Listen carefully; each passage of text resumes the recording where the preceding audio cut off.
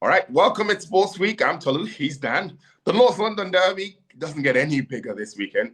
Tottenham Hotspur, believe it or not, are in a relegation battle. They take on Arsenal, who will be really smarting from that 2-2 draw at bottom club Wolverhampton Wanderers. Tottenham under new management. Thomas Frank's been sacked. Igor Tudor, the former Juventus manager, now in charge at Spurs, is given the job until the end of the season. Let's talk about Mauricio Pochettino. I'm going to take the job after the FIFA World Cup.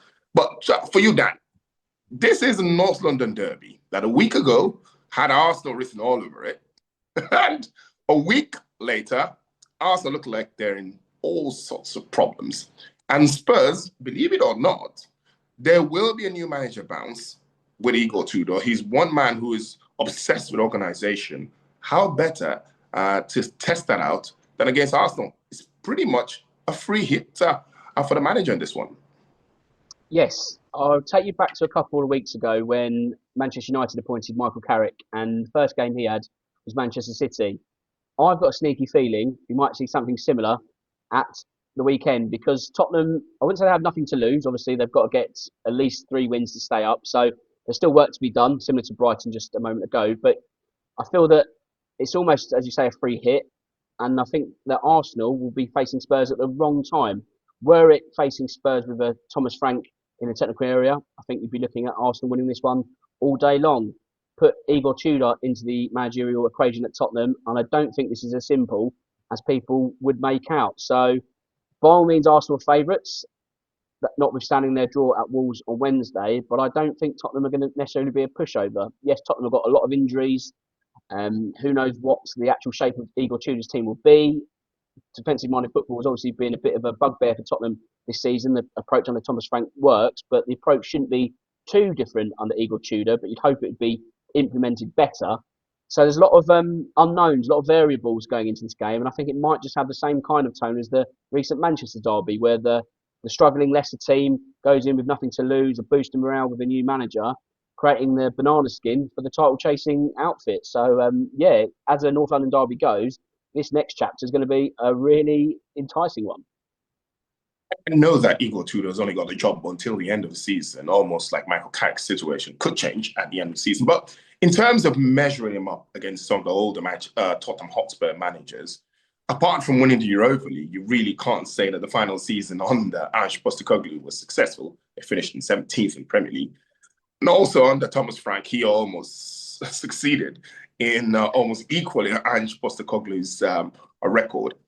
You feel like he doesn't have to do so much to be a success at Spurs. I think just guiding them away from the relegation places might be enough to get him maybe into the good books of the Tottenham fans. But at the moment, what do you think he does differently to steady this Tottenham ship as opposed to what Ange did in the final season and what Thomas Frank has done this season? Oh, I mean, that's the $1 million question, because if either of those managers could work out what to do, they'd still be in a job.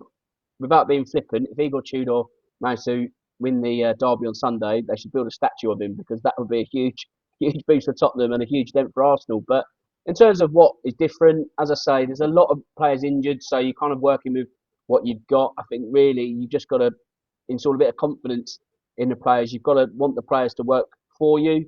I don't think I saw that in the last few games under Thomas Frank. Certainly not in the Newcastle win. It just looked like the end of days. You could just feel going through the motions. But that lift will certainly be a big boost. I just think discipline. I think something we've been really lacking as a Tottenham perspective over the past few months.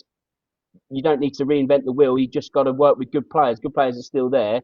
If they just do the job they are meant to do rather than doing what they've been doing in the last couple of months, then things should be a lot easier for Igor Tudor. It's a strange situation that he knows he's interim. It's not like Michael Carrick where he could have the carrot of a full-time contract. This is like, just keep us up. That's your remit. Admittedly, that's a gamble because of no Premier League experience, but maybe this is the gamble that pays off. All right, let's look at the Arsenal part of this equation. And they are the league leaders. But after that draw against Wolverhampton Wanderers in midweek, there's a lot of talk around the tag bottle jobs on this Arsenal team. This isn't the game they want to play at the moment. Maybe if it was at the Emirates Stadium, they could have gotten a bit of a boost. You see, going to Tottenham away, they could take the anger from the Wolves game and maybe put that fire into the game against Spurs. Could it affect them in a positive way? Yeah, of course it could. It could be the proving ground to say, look, we slipped up in both our last two league games. We've now got something to prove, and what better way to prove it than winning in the derby? That would silence a fair few critics. On the flip side, Manchester City play first this weekend, so there could be the gap shrunk even further. That adds to extra pressure. It's that psychological narrative that we keep talking about. What happens in terms of the gap? If it shrinks, if it increases, how do you deal with that? Arsenal had their chance to really pull clear. They've slipped up there, so the balance of power goes back to City even more so if they get their job done. So all Arsenal can do is win, really. Even if City drop points, you've got to be commanding because you feel City can pick it up again. As I say, it could be the proving ground. It could be the continuation of this rut that Arsenal find themselves in. This is the great subplot of this North London derby. Some fans saying Arteta out now, which is absolutely crazy when you think about how Arsenal are performing. But let's put our betting caps on now. And how do you see this one going?